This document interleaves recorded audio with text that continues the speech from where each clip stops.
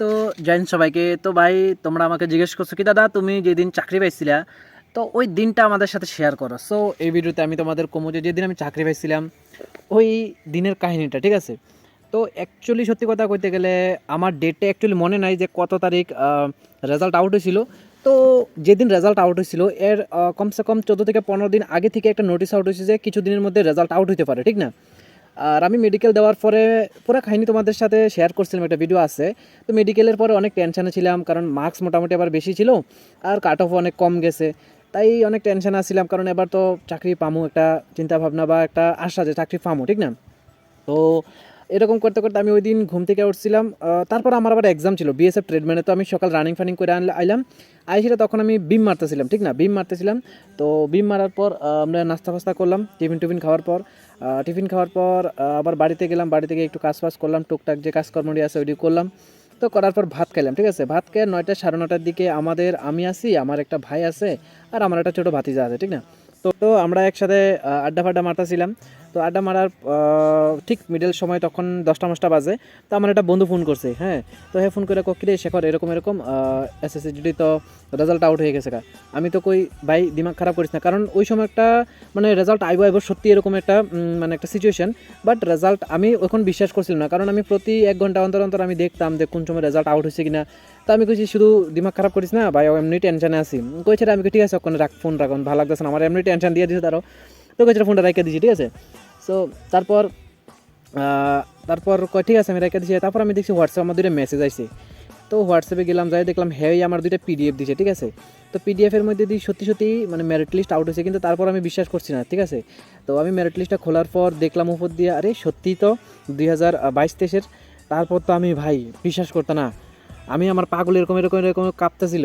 আমি কি করলাম, প্রথম আমি মেলটা খুলে লাইছি ভুলে, ঠিক আছে? তো ওইটাতে তো আমার নামটা নাই। তো তারপর কি দেখছি, তারপর মেলটা খুললাম। তো মেলটা খোলার আগে দিয়ে আমি একবার এসএসসিডির ওয়েবসাইটে যাই দেখছি। তো ওইখানে ওয়েবসাইটটা খুলতেছিল না, ঠিক না? খুলতেছিল না। তো তারপর আমি ওইটার মধ্যে আমার নামটা সার্চ করলাম, ঠিক না? তো সার্চ করার পর প্রথম তো নাম আইছে না, প্রথম আইছে কি চন্দ্রশেখর দাস। তো আমি ভাবলাম কি 2021-এও সেম প্রবলেম আসলো, সেম নাম আসলো 2021-এ, ঠিক আছে? তো হইতে পারে ওই ছেলেটাই 2021-এ পাইছে না, তো আমার সাথে আবার অ্যালার্ট হয়েছে। তো আমি যখন সার্চ করলাম চন্দ্রশেখর দাস আসলো, তো তখন তো আমি জানতাম যে এর আগের মতো একটা ঘাপলা হয়েছে। তো আমি রোল নাম্বার মিলাই দেখি এটা না। ভাই বিশ্বাস করতে না, আমার সিচুয়েশনটা তখন শুধু আমার ওই ভাইটা আর ওই আমার ভাতিজাটা কইতে পারবো, মানে কি একটা খারাপ সিচুয়েশন যে আমি আবারও পাইলাম না চাকরিটা। তারপর আমি কই না, এবার ডাইরেক্ট রোল নাম্বার দিয়ে আমি সার্চ করলাম। তারপর রোল নাম্বার দিয়ে সার্চ করলাম। তারপর আর কি, নিজে তোমরা ফটোটা দেখতেই পারতেছো এরকমভাবে চলে আসছে, ঠিক না? তো তারপর আমি সবার প্রথম ভাবছি কি আমি সিআইএসএফ অ্যালোট হয়েছি, ঠিক আছে?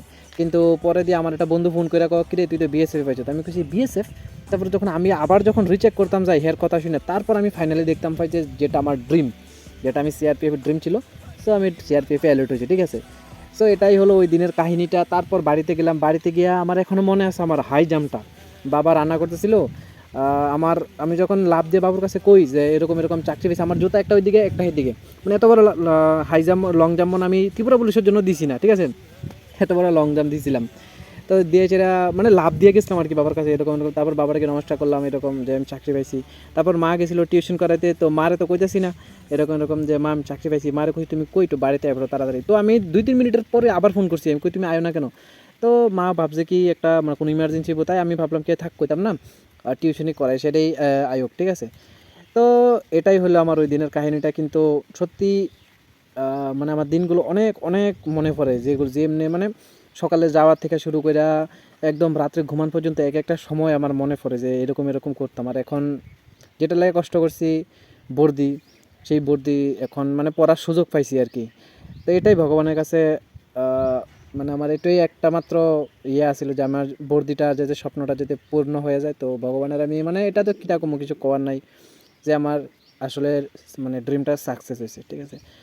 তো কীরকম লাগলো আমার কাহিনীটা একটু কমেন্ট সেকশনে জানাও।